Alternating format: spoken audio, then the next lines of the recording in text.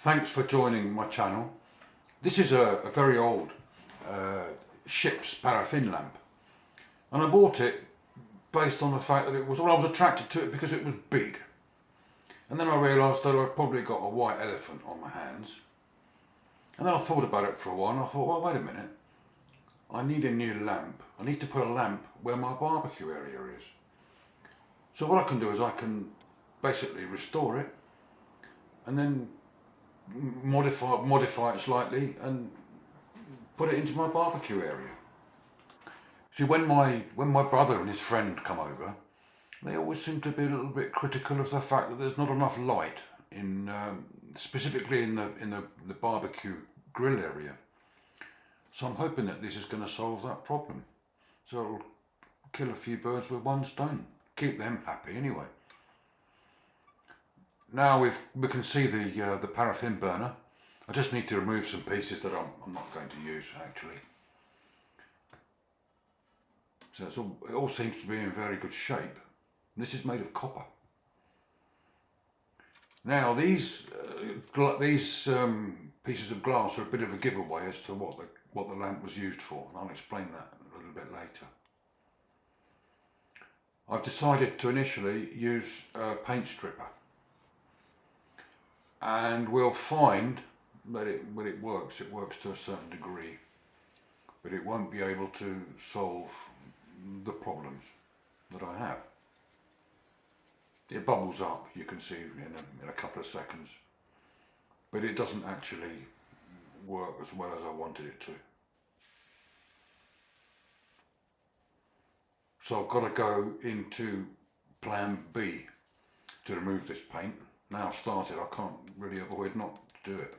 Remove the hinge, take it into two pieces.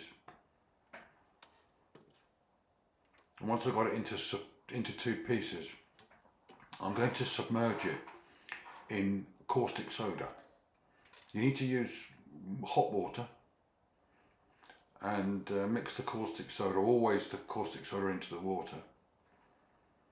You know, the quantities I'm not really sure, you just need to put a reasonable amount in. And it will eat away at the paint. Obviously I've speeded that bit up or deleted a little bit of the video. You just need to be a little bit patient, leave it there for half an hour or so, and it will eventually remove all the paint. It's a little bit, you need to be a bit patient. You need to change the water a few times and put more caustic soda in. There you can see it's washing the paint away.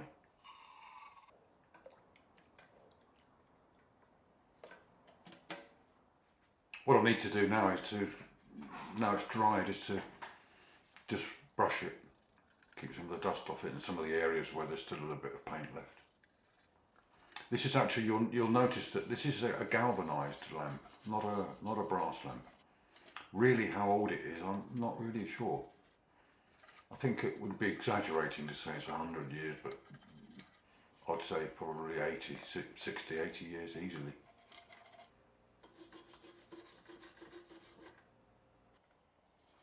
So this lamp was made in Scotland, in Leith, Scotland, by a famous lamp maker. And this is another label which is an interesting one, which I will try to explain to the best of my ability. Now we're going to try to clean up. I want to mask off all these hinges and latches, and before that I want to polish them up. So here I'm using a nylon, it's a nylon abrasive brush. Also with the labels as well. These are brass labels. Except for a label which is in the middle of these two. And that explains the actual purpose of the lamp. I mentioned earlier on about the red glass. See, this lamp is actually what's called a not under command lamp, which means it would have been used by a ship to basically announce that it's not under power. It could be drifting or without engines or some kind of fault. So that's what this lamp was actually used for. So it may not have been used very much. This lamp had two handles, one at the top and one at the bottom, and I'm going to remove the base because I don't really need this handle at the base. It's superfluous for what I need for my barbecue area. It would have had two handles, one for so that you could hoist it, keep it within ropes. So this probably wouldn't have been a standard colour, so this is a colour which I want to use because of where it's going to go.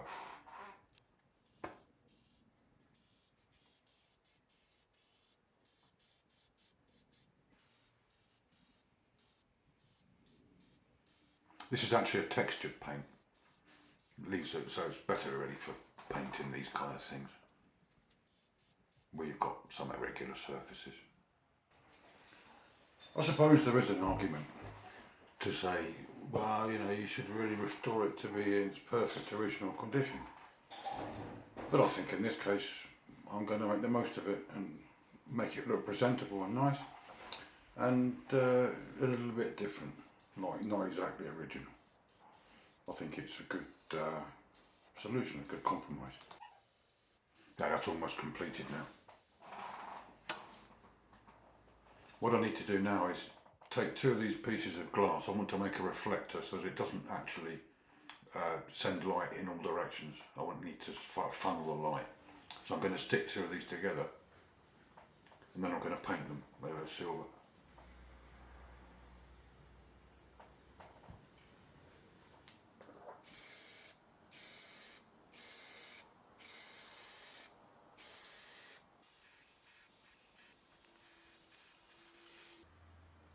There we go, that's that done.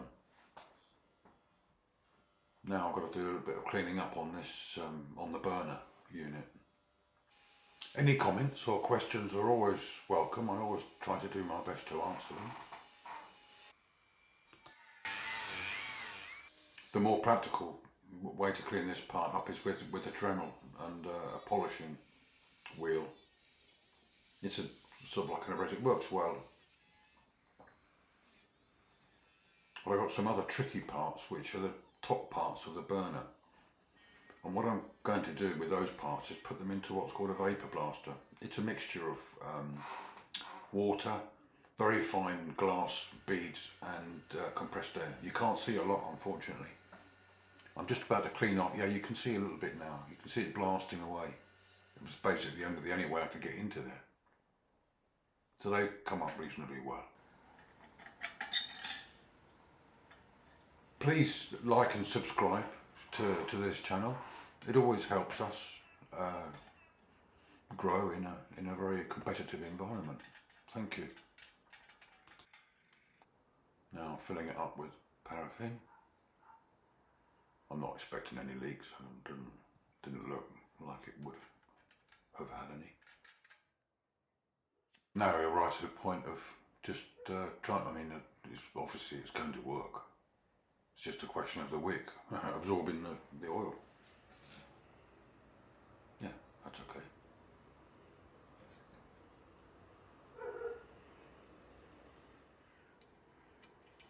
Now just to remove the masking. Yeah, see, it's great. It's a nice contrast. Oh, I like that.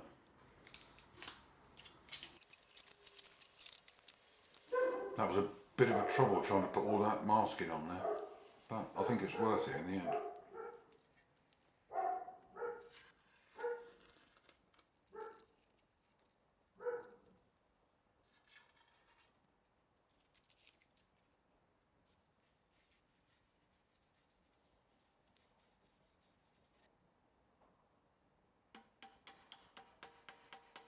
Put the hinge back together, the top part.